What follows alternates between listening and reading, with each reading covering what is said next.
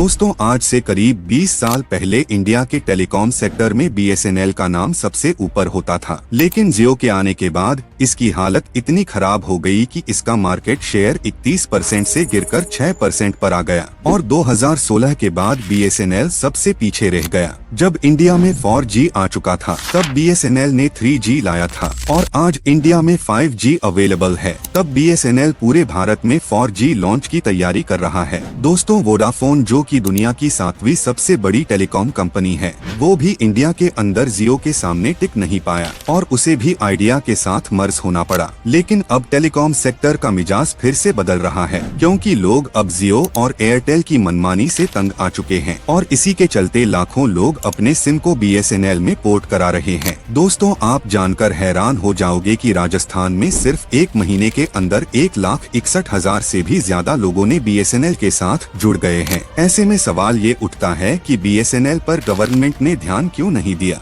लेकिन अब टाटा ने जिम्मा उठाया है, तो क्या टाटा की हेल्प से बीएसएनएल फिर से अपना जगह बनाएगा? क्योंकि टाटा ने बीएसएनएल के 1.25 लाख 4G टावर्स लगाने की जिम्मेदारी ली है। दोस्तों, इन सारी चीजों को समझने के लिए हमें सबसे पहले ये जानना होगा कि बीएसएनएल की शुरुआत कैसे हुई थी। दोस्तों, बीएसएनएल का कनेक्शन ब्रिटिश इंडिया से जुड़ा हुआ है, जब कम्युनिकेशन के लिए तार का इस्तेमाल किया जाता था। शुरुआत में ये डिपार्टमेंट अंग्रेजों के हाथ में था, लेकिन जब देश आजाद हुआ तब टेलीग्राफ की जिम्मेदारी डिपार्टमेंट ऑफ टेली कम्युनिकेशन यानी डॉट के कंधों पर आ गई थी। इसके बाद डॉट ने कई सब्सिडी कंपनी की शुरुआत की, जिनके जरिए वो दिल्ली, मुंबई जैसे महानगरों में टेलीफोन लाइन बिछाने का काम करने लगे। साथ ही इन्होंने इंडिया को इंटरनेशनल लाइंस के जरिए दुनिया के बाकी देशों से भी जोड़ा। इधर 19 के दौर में कई प्राइवेट टेलीकॉम कंपनीज इंडिया में अपने पैर जमाने लगी थी। इन्हीं से कॉम्पीट करने और सर्विसेज पॉलिसीज पर सही से काम करने के लिए सरकार ने 1999 में डॉट को 2 हिस्सों में बांट दिया था, जिसमें से पहला था डीटीएस और दूसरा था डॉट। डॉट का काम अब सिर्फ पॉलिसीज बनाना था और सर्विस प्रोवाइड करने का काम डीटीएस के हाथों में आ गया था। फिर 1 अक्टूबर 2000 का दिन आया जब सरकार ने डीटीएस का नाम बदलकर बीएसएनएल कर दिया और इस तरह बीएसएनएल की शुरुआत हुई, जिसने पूरे भारत को कनेक्ट करने का काम किया था।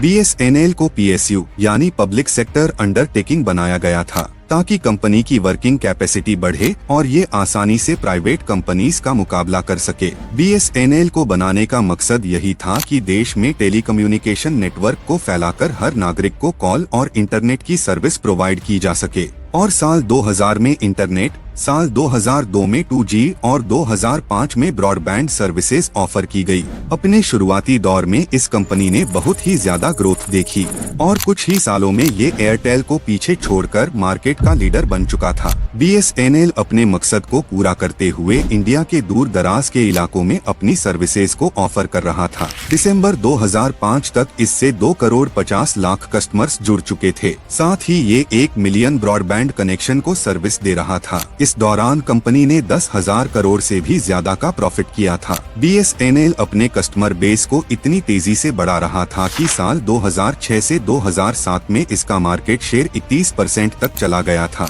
लेकिन इस बढ़ते मार्केट शेयर के बावजूद इसका प्रॉफिट मार्जिन घट रहा था, क्योंकि 2006 से 2007 के बीच इसने 7,800 करोड़ रुपए का प्रॉफिट किया था, जो इसके 1 साल पहले के मुकाबले से कम था।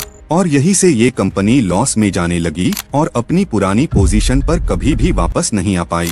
लेकिन आखिर ऐसा क्या हुआ कि इंडिया में राज करने वाली बीएसएनएल कंपनी समय के साथ डूबती चली गई?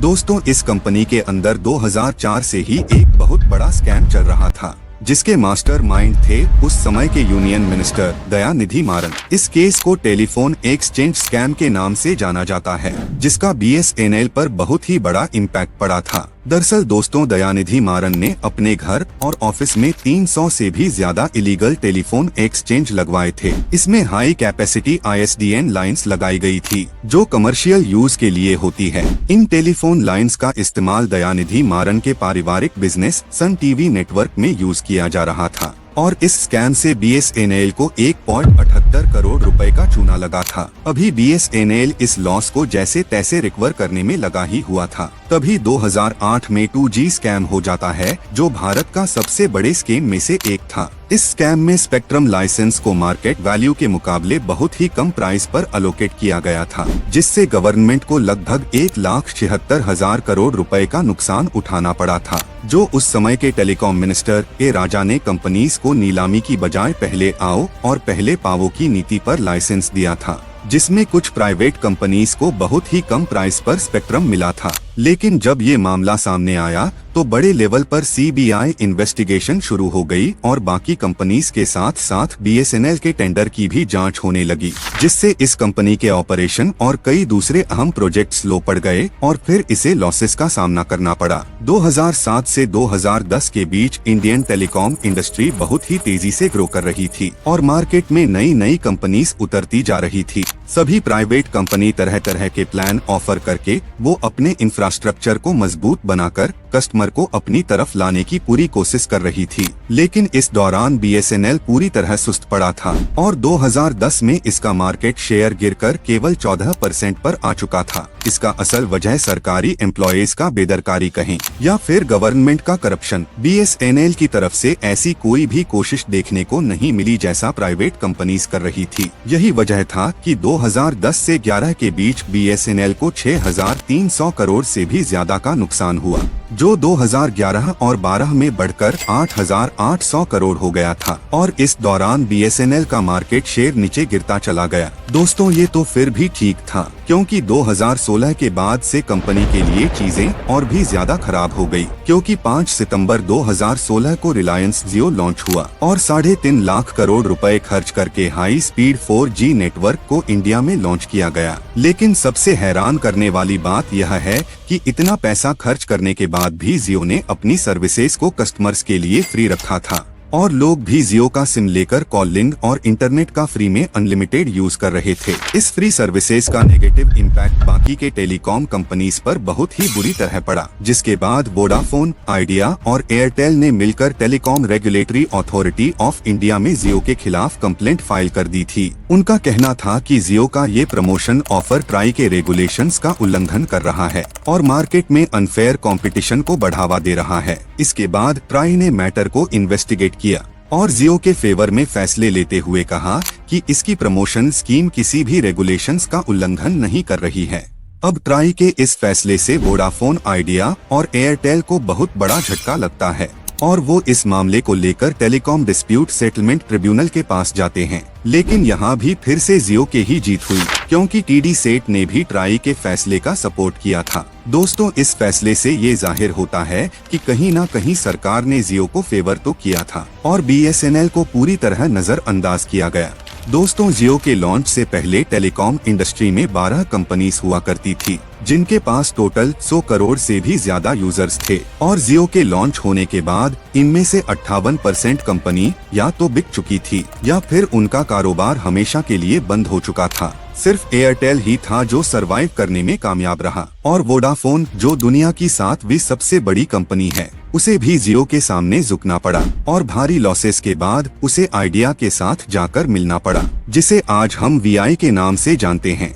दूसरी तरफ बीएसएनएल की हालत इतनी खराब हो चुकी थी कि इसका होना या ना होना एक बराबर हो गया था, क्योंकि इसका मार्केट शेयर अब 9% पर आ चुका था। जियो 4G के लॉन्च होने के बाद बाकी की सारी कंपनीज भी 4G पर स्विच हो चुकी थी, लेकिन बीएसएनएल अब भी 3G पर ही अटका हुआ था। दोस्तों एक समय था जब बीएसएनएल देश का पहला स्टेट ऑपरेटर था, जिसने साल 2010 में सबसे पहले 3G सर्विसेज को लॉन्च किया था। लेकिन आज जब बाकी कंपनीज 5G लाने के बाद 6G पर काम कर रही है, वही बीएसएनएल अभी तक 4G लाने में अटका हुआ है। जब 2010 के आसपास बीएसएनएल की सबसे ज्यादा जरूरत थी, क्योंकि देश में स्मार्टफोन यूजर्स बहुत ही तेजी से बढ़ रहे थे, तब सरकार ने बीएसएनएल पर बिल्कुल भी ध्यान नहीं दिया था और इसका नतीजा ये हुआ कि कुछ ही सालों के अंदर बीएसएनएल की सर्विसेज सबसे ज्यादा खराब हो गई। दोस्तों इसका नेटवर्क और कस्टमर सर्विस इतना ज्यादा बेकार था कि लोग शिकायत करने की जगह अपना नंबर बदलने लगे,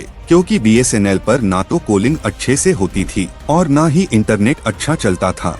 इसके अलावा BSNL नई टेक्नोलॉजी को लाने में बहुत ही स्लो डिसीजन लेता था और इसका असर ये हुआ कि 2019-20 में इस कंपनी की लॉसेस 15,500 करोड़ तक पहुंच चुकी थी और मार्केट शेयर गिरकर 6% पर आ चुकी थी। वही पिछले कुछ सालों में ऐसी नौबत आ गई थी कि सभी को ये लगने लगा था कि BSNL का बंद होना तय है, लेकिन सरकार ने इसे प्रॉफिटेबल बनाने की कई कोशिश की है। जैसे कि साल 2021 में BSNL कंपनी को 40,000 करोड़ रुपए का पैकेज दिया गया था, जिसमें से आधा अमाउंट शॉर्ट टर्म डेट को भरने में चला गया, तो वही आधे को कंपनी के ऊपर खर्च किया गया था। लेकिन ये अमाउंट BSNL को फिर से खड़ा करने के लिए काफी नहीं था, क्योंकि इस कंपनी की लॉसेस हर साल बढ़ती ही जा रही थी। हालत इतनी खराब हो चुकी थी कि BSNL में काम कर रहे एम्प्लॉयर्स को ये सैलरी तक नहीं दे पा रहे थे और 2022 में BSNL को बचाने के लिए सरकार ने दोबारा 1.64 लाख करोड़ रुपए का पैकेज को मंजूरी दी थी, जिसे BSNL अपनी सर्विसेज में सुधार लाने में, अकाउंट्स को मजबूत करने में और फाइबर नेटवर्क का एक्सपेंशन करने में लगाने वाला है। दोस्तों, BSNL कमबैक करने के लिए काफी स्ट्रगल तो कर रहा है और इसके इसी स्ट्रगल के बीच अचानक से लोग भी इसकी तरफ शिफ्ट हो रहे हैं और ये सब मुमकिन हो पाया है सिर्फ जियो और एयरटेल की मनमानी की वजह से, क्योंकि दोस्तों इस साल 3 जुलाई से रिलायंस जियो ने अपने रिचार्ज प्लान को पहले के मुकाबले 12 से 25% तक बढ़ा दिया है। दोस्तों, प्राइस को लेकर इन कंपनीज की मनमानी लोगों को समझ आने लगी है कि किस तरह शुरुआत में उन्हें फ्री सर्विसेज देकर पहले आदत लगाई जाती है और बाद में प्राइस बढ़ाकर उनका फायदा उठाया जाता है, क्योंकि उनके सामने कम कॉम्पिटिटर होने की वजह से कस्टमर्स के पास बहुत ही लिमिटेड ऑप्शन बचे हैं। यानी लोग इन प्लान्स को महंगे दामों में लेना तो नहीं चाहते, पर उनके पास इसके अलावा कोई दूसरा ऑप्शन ही नहीं है। ऐसे में लाखों लोग इन चीजों से परेशान होकर BSNL में स्विच करने की प्लानिंग कर रहे हैं, क्योंकि दूसरी कंपनी के मुकाबले BSNL का रिचार्ज प्लान काफी सस्ता है। दोस्तों, एक रिपोर्ट की बात करें तो राजस्थान में एक महीने में 1,61,000 से भी ज्यादा लोग BSNL से जुड़ चुके हैं। लेकिन क्या BSNL की तरफ शिफ्ट होना वाकई में कस्टमर्स के लिए बेनिफिशियल है, क्योंकि एयरटेल और जियो 5G ऑफर कर रहे हैं और BSNL अभी भी 3G पर अटका हुआ है। दोस्तों, कुछ जगहों पर BSNL ने 4G सर्विस की शुरुआत कर चुका है। धीरे धीरे पूरे देश में BSNL बहुत ही तेजी से 4G सर्विस को लॉन्च करने में जुटा हुआ है। Union IT and telecom minister Ashwini Vaishnaw का कहना है कि 4G नेटवर्क लॉन्च के 1 साल के अंदर ही BSNL अपने उसी टावर को 5G में अपग्रेड कर देगा। ऐसे में बहुत ही कम समय में ये 5G सर्विसेज भी लॉन्च कर सकता है। अभी 4G नेटवर्क को लॉन्च करने के लिए BSNL टाटा ग्रुप की TCS कंपनी BSNL के साथ 15,000 करोड़ रुपए की 4G नेटवर्क की डील की है, जिसके तहत वो 4G और 5G सर्विसेज के लिए देश भर में 1 करोड़ 12 लाख टावर लगाने वाले हैं। अगर BSNL वाकई में अपने वादे के अनुसार 5G सर्विसेज लॉन्च कर देता है तो ये BSNL के लिए एक बहुत बड़ा कमबैक साबित हो सकता है। दोस्तों, आपको क्या लगता है, BSNL वापसी कर पाएगा या नहीं, और आपके पास कौन सी कंपनी का सिम है? हमें कमेंट करके जरूर बताएं। और हाँ दोस्तों, वीडियो नॉलेजेबल लगा हो तो प्लीज एक लाइक करके चैनल को सब्सक्राइब जरूर करें।